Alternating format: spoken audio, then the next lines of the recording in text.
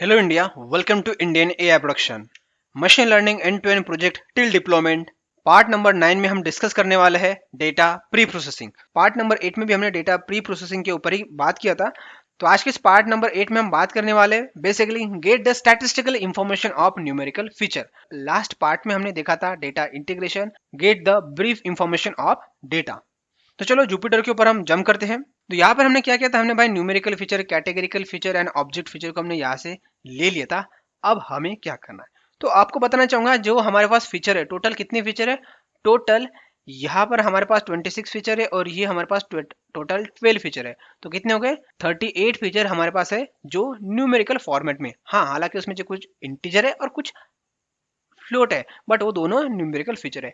तो इनकी हमें क्या करना है, हमें स्टैटिस्टिकल इंफॉर्मेशन लेना है। स्टैटिस्टिकल इंफॉर्मेशन का मतलब क्या होता है, जैसे कि mean value, median value, standard division, right. वो हमें इंफॉर्मेशन लेना है। उस इंफॉर्मेशन का इस्तेमाल करके हमें और कुछ इनसाइट मिल जाएंगे आपके डेटा में से। तो यहाँ पर अभी हम एक हेडिंग लेंगे, अच्छा खासा हेडिंग का नाम रहेगा जो हमने यहाँ पर दिया है, get the statistical information of numerical feature. तो यहाँ पर हम एम बटन को प्रेस करेंगे और इसको एग्जीक्यूट करेंगे। अब यहाँ पर आप बोलोगे भाई हम ये इंफॉर्मेशन क्यों निकाल रहे हैं, हम डायरेक्ट डेटा को क्लीन करेंगे और डायरेक्ट मशीन लर्निंग मॉडल को ट्रेन करेंगे और उसके बाद हम प्रेडिक्शन करेंगे, काम खत्म। हम इतना एफर्ट्स क्यों ले रहे हैं। तो यहाँ पर आपको बताना चाहूंगा, जब भी आप कोई भी स्टेप्स को फॉलो करते हो तो उसका आपको डॉक्यूमेंटेशन बनाना पड़ता है। जब भी आप कोई भी प्रोसेस यहाँ पर फॉलो करेंगे तो आपको हर एक डेटा फीचर के बारे में आपको डॉक्यूमेंटेशन बनाना पड़ता है, आपको पीपीटी बनानी पड़ती है, आपको क्लाइंट को एक्सप्लेन करना पड़ता है कि भाई हमने ये क्यों किया, हमने ये क्यों नहीं किया, हमने ऐसा क्या किया, हमने इसमें क्या किया। तो आपको हर एक चीज को आपको एक्सप्लेन करना पड़ता है क्लाइंट को। आपके पास क्लाइंट नहीं होगा तो आपका टीम लीडर होगा, आपका मैनेजर होगा, प्रोजेक्ट मैनेजर होगा, उसको आपको एक्सप्लेन करना है। उसको भी नहीं करना है तो इन फ्यूचर में जब आप खुद आपका प्रोजेक्ट देखोगे तो भाई ये मैंने ऐसा क्यों किया और इसको मैंने ये क्यों किया, इसको समझने के लिए आपको डॉक्यूमेंटेशन क्रिएट करना पड़ता है, आपको पीपीटी क्रिएट करनी पड़ती है। तो उसके लिए ये हम काम कर रहे हैं। हमें डेटा को तो समझ में आ रहा है, हम डायरेक्ट डेटा क्लीनिंग के ऊपर हम जा सकते हैं, हमारे डेटा को हम न्यूमेरिकल फॉर्मेट में कन्वर्ट करके मशीन लर्निंग मॉडल को ट्रेन कर सकते हैं। लेकिन इससे पहले हमें हमारे डेटा को एक्सप्लोर करना पड़ता है, हमें समझना पड़ता है।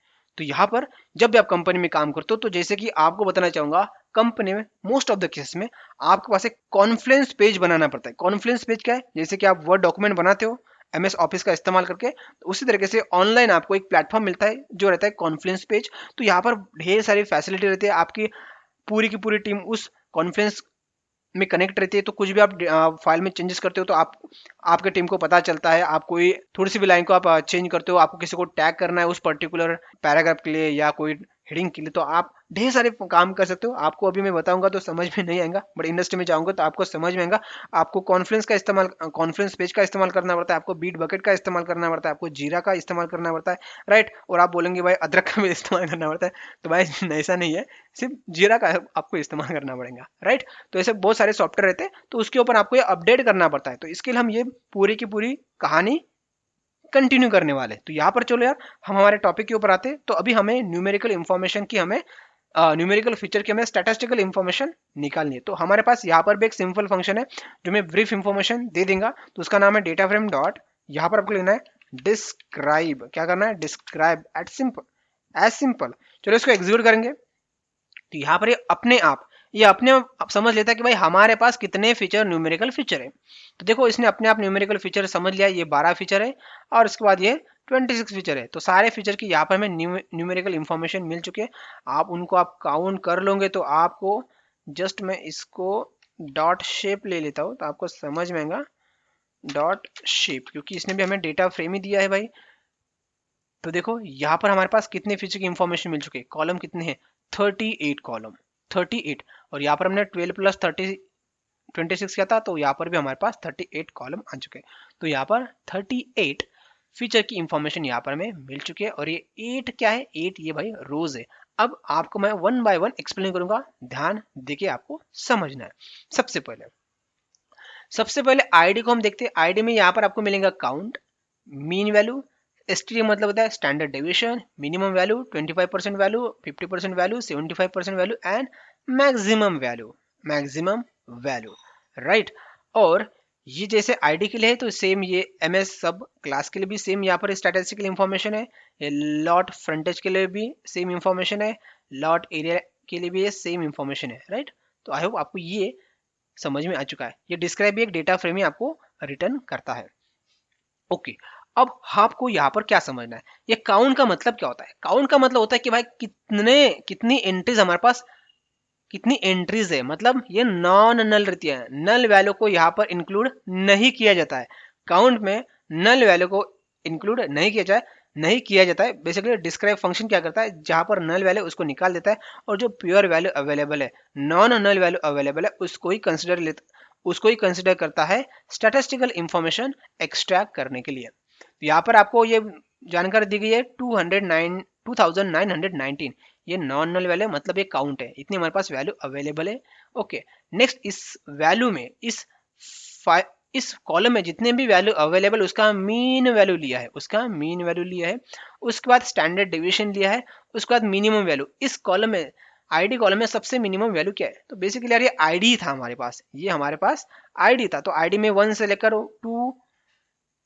2919 वैल्यू थी, तो उसमें मिनिमम वैल्यू ऑब्वियसली 1 रहने वाली है, राइट। उसके बाद 25% वैल्यू 730.50 तक की रहेंगी, और राइट मिनिमम उसकी हाफ वैल्यू रहेंगी, मतलब 50% वैल्यू 1460 रहेंगी, 75% वैल्यू 2189.50 रहेंगी, और उसके बाद मैक्सिमम वैल्यू, इसको बोलते हैं 100%, तो मैक्सिमम वैल्यू क्या है 2919। तो आपको ये भाई ये समझ में नहीं आ चुका होगा, 25%, 50% और 75% आपको डिस्क्राइब करना चाहूंगा। सबसे पहले मान लो आईडी में आपके पास कोई भी इंफॉर्मेशन है, जैसे कि आप करो 1, 3, 4, 5, 2, 7, 6, 8, 0,9। तो आपको ये ऐसी रैंडम वैल्यू है आपके डेटा में, जस्ट कंसिडर करो इसको वैल्यू लेना है।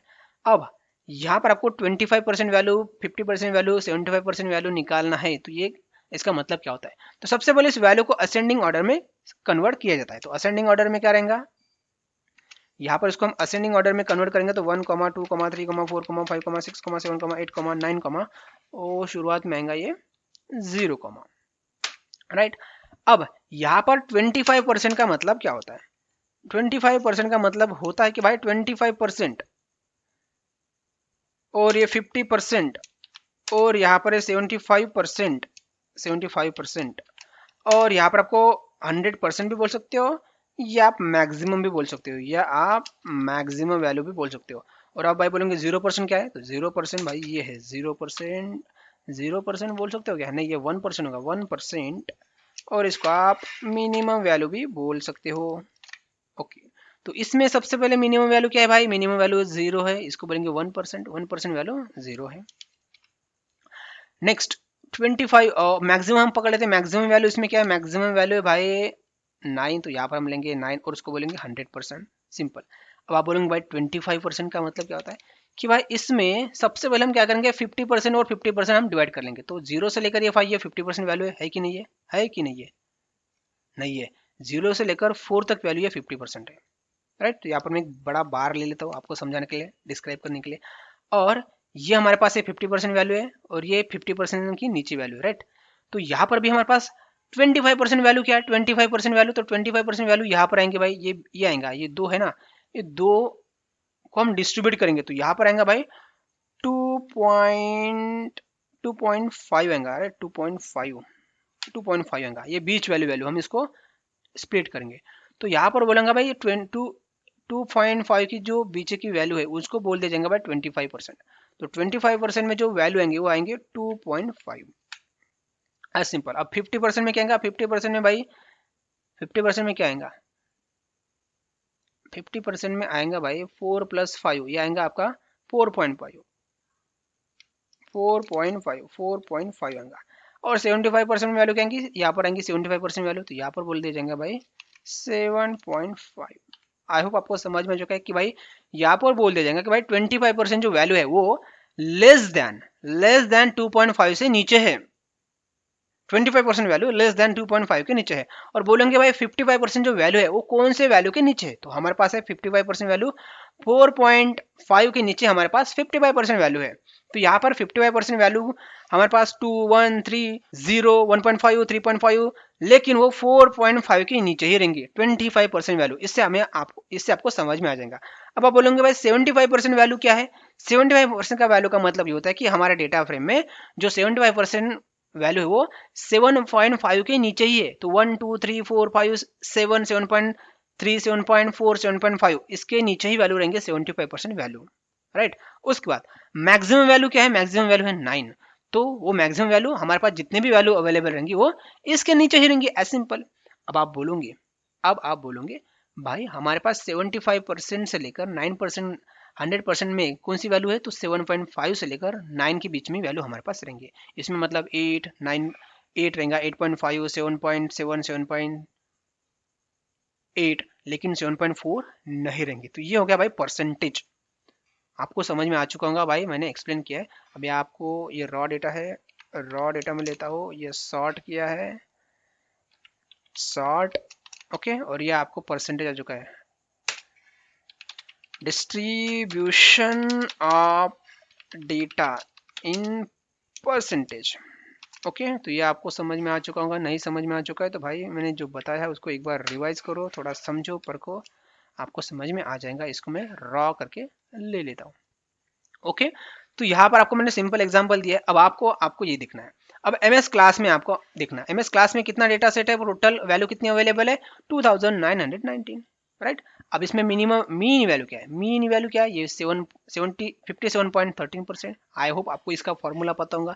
स्टैंडर्ड डेविएशन हमारे पास वैल्यू है भाई, मीन से कितना आगे पीछे वैल्यू होता है, मीन जो वैल्यू रहती है ना, मीन वैल्यू मतलब उसको आप एवरेज भी बोलते हो। मीन वैल्यू का मतलब होता है एवरेज वैल्यू, राइट। तो एवरेज वैल्यू के ऊपर और नीचे कितना डिफरेंस है, स्टैंडर्ड डेविएशन 42.51। मिनिमम वैल्यू का हमारे डेटा में 20 मिनिमम वैल्यू है, राइट। मैक्सिमम वैल्यू क्या है, मैक्सिमम वैल्यू भाई 190 वैल्यू मैक्सिमम है, राइट। देखा आपने कितना डिफरेंस है यहाँ पर रेंज का। और हमारे पास बीच की वैल्यू का है 50% वैल्यू हमारे पास 50 से नीचे ही है, 50 से नीचे ही है। और कब कहाँ तक है, 20 तक है, 20 तक। और 50 के नीचे हमारे पास कितनी वैल्यू है, 50% वैल्यू है, 50% वैल्यू 50 के नीचे है। और उसके बाद 25% वैल्यू तो 20 के नीचे ही है। मतलब आप यहाँ पर देख पा रहे हो 20 वैल्यू हमारे पास बहुत सारे हमारे पास एंट्री की वैल्यू 20 होंगी, इसीलिए 25% वैल्यू 20 ही है। 50 वैल्यू 50% है, 75 तक हमारे वैल्यू 70 वैल्यू। और यहाँ पर देखो 75 से लेकर 100% जो वैल्यू हमारे पास अवेलेबल है, मतलब टोटल 25% वैल्यू, वो किस रेंज में आती है, 70 से लेकर 190 के बीच में आती है। तो यहाँ पर वेरिएशन बहुत ज्यादा है, राइट। तो इस तरीके से आपको ये समझ में आता है। उसके बाद भाई ये लॉट फ्रंटेज, इसमें देखो 2433 इतनी हमारे पास टोटल इंटरेस्ट है। और बाकी की नल वैल्यू थी, तो नल वैल्यू को कंसिडर नहीं किया जाता है। तो इतनी वैल्यू में हमारे पास मीन वैल्यू निकली है, स्टैंडर्ड डेविएशन निकला है, मिनिमम वैल्यू निकले। यहाँ पर देखो ये 25, 55%, 75% एंड मैक्स वैल्यू। अब यहाँ से आपको थोड़ा कुछ समझ में आता है। क्या समझ में आता है भाई, देखो हमारे 75% वैल्यू तो 80 तक ही है, राइट। और इसके हिसाब से इस मिनिमम वैल्यू 25% वैल्यू, 50% वैल्यू और 75% वैल्यू, इसके हिसाब से हम देखें तो हमारी मैक्सिमम 100 वैल्यू आनी चाहिए 100 के आसपास, पकड़ो 120। बट यहाँ पर हमारे पास जो मैक्सिमम वैल्यू है वो है 313।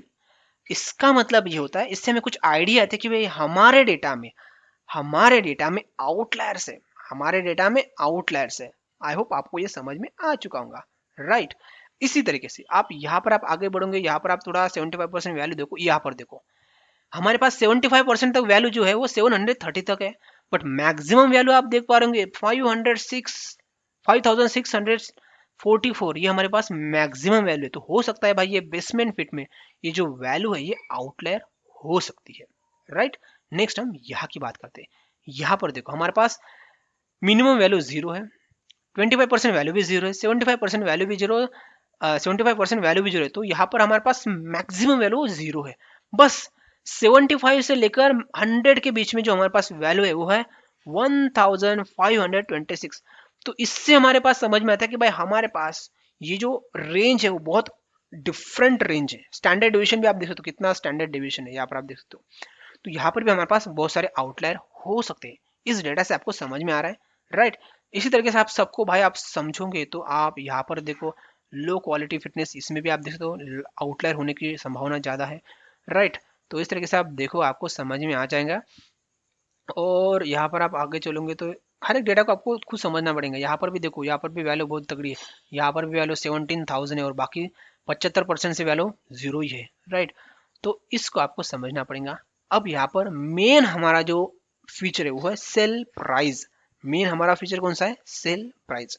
तो सेल प्राइस में हमारे पास टोटल काउंट कितने हैं? 1460। ऑब्वियसली इतने रहने वाले हैं क्योंकि टेस्ट में डेटा नहीं था।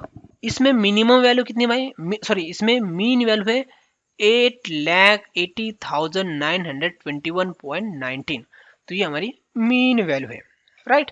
अब हमारे पास स्टैंडर्ड डेविएशन क्या है? स्टैंडर्ड डेविएशन देखो 79,442। तो यहाँ पर स्टैंडर्ड डेविएशन वेरिएशन भी बहुत अच्छा खासा है यहाँ पर हमारे डेटा में। नेक्स्ट यहाँ पर देखो तो मिनिमम वैल्यू क्या है? मिनिमम वैल्यू मतलब जो घर है उसकी जो मिनिमम प्राइस है वो है 34,900। तो बेसिकली दोस्तों आपको बताना चाहूंगा ये डॉलर में इंफॉर्मेशन है, नहीं तो आप सोचोगे भाई 34,900 में घर मिल रहा है, क्या बात है, चलो ले लेते हैं। तो ऐसा कुछ नहीं यार, ये अपने इंडिया की नहीं है, ये डॉलर में वैल्यू है, राइट। उसके बाद हम बात करते भाई 25% वैल्यू, 25% जो घर है उनकी जो प्राइस है वो है 1,29,975। उसके बाद 50% जो घर है उसकी जो वैल्यू है सेल प्राइस है वो है 1,63,000।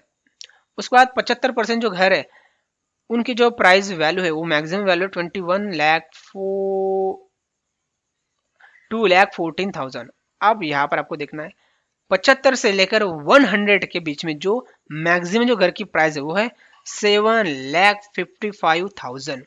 तो देखो यहाँ पर कितना वैल्यू हो रहा है, 2 लाख से लेकर 7 लाख के बीच में, मतलब बहुत बड़ी गैप आ चुकी है। तो इससे भी आपको समझ में आता है कि भाई कुछ घर की प्राइस थोड़ी आउटलायर में आ सकती है, उन घर की प्राइस एक्सेप्शन में हो सकती है, उन घर की प्राइस ज़्यादा है एज कम्पेयर टू हमारे पास जो डेटा अवेलेबल है, राइट। तो इससे आपको थोड़ा कुछ स्टैटिस्टिकल इंफॉर्मेशन आता है। तो जब आप आउटलायर को देखोगे तो आपको इसको भी आपको थोड़ा समझना पड़ेगा, राइट। तो आई होप आपको समझ में आ चुका है भैया डिस्क्राइब फंक्शन हम किस लिए इस्तेमाल करते हैं और इसको हम किस तरीके से पढ़ते हैं, राइट। आपको ये समझ में नहीं आ चुका है तो आपको क्या करना है, इस वीडियो को फिर से एक बार देख लो और एक बार देख लो और एक बार देख लो और थोड़ा यहाँ पर इस टेबल के ऊपर थोड़ा टाइम स्पेंड करो। आप फॉर्मूला है तो फॉर्मूला को आप क्या करो, आप पहले समझो कि भाई ये मीन का फॉर्मूला क्या है, स्टैंडर्ड डेविएशन का फॉर्मूला क्या है। ये है 25%, मैं 25% तो आपको बता दिया है, 50%, 75% और मैक्स वैल्यू तो आपको पता है, राइट। और इतना भी आपको करने के बाद समझ में नहीं आता है भाई ये कैसे हो रहा है, तो आपको क्या करना है, आपको कुछ नहीं करना है, आपको बस उस फीचर को कॉल करना है। तो जैसे कि ये MS सब क्लास है तो इसको आप कॉल करो ना, तो यहाँ पर आपको कॉल करने के लिए क्या करना पड़ता है, कुछ नहीं करना पड़ता भाई, नीचे आना है, बी प्रेस, और यहाँ पर आपको डेटा फ्रेम स्क्वायर ब्रैकेट और उसमें आपका फीचर का नाम है उसको लिखो और उसके बाद एंटर बटन दबा दो। तो आपको आपका फीचर का पूरा डेटा मिल जाएगा। आप देखो यहाँ पर आ चुका है ना, तो देखो आपके डेटा को थोड़ा परखो समझो। अब ये डेटा भाई थाउजेंड्स में है, 2,900 समथिंग है, तो आप हर एक डेटा वैल्यू को नहीं समझ पाओगे, राइट। इसीलिए आपको समझ में आ चुका है ना प्रॉब्लम भी क्या हो रहा है, भाई मैं हर एक वैल्यू को क्या देखूंगा, कैसे समझूंगा। इसीलिए मेरे भाई हम यहाँ पर डिस्क्राइब फंक्शन का इस्तेमाल करते हैं। तो डिस्क्राइब में हमें शॉर्ट इंफॉर्मेशन आ जाती है और हम उसको 1 बाय 1 देखेंगे तो हमारा दिमाग घूम जाएगा, हमें समझ में नहीं आएगा कि भाई ये 20% वैल्यू यहाँ पर है, 20 वैल्यू है, 20 वैल्यू है, कितना परसेंट वैल्यू हमारे पास 20 वैल्यू है, राइट। तो यहाँ से हमें समझ में आ चुका है कि भाई देखो 25% वैल्यू वो 20 के नीचे है, 25% वैल्यू 20 के नीचे है। और इस डेटा में भी आपको समझ में आ रहा है 20 कितना रिपीटेटिव है, बहुत बार 20 रिपीटेटिव है, देख रहे हो 20 रिपीटेटिव है। और जो बहुत बड़ी वैल्यू है जैसे कि 100 के ऊपर जो वैल्यू है वो आपको बहुत कम दिख रही है ना आपको, ये बहुत कम दिख रही है, उसकी जो क्वांटिटी है बहुत कम है, देखो कितनी कम है, बहुत कम है, राइट।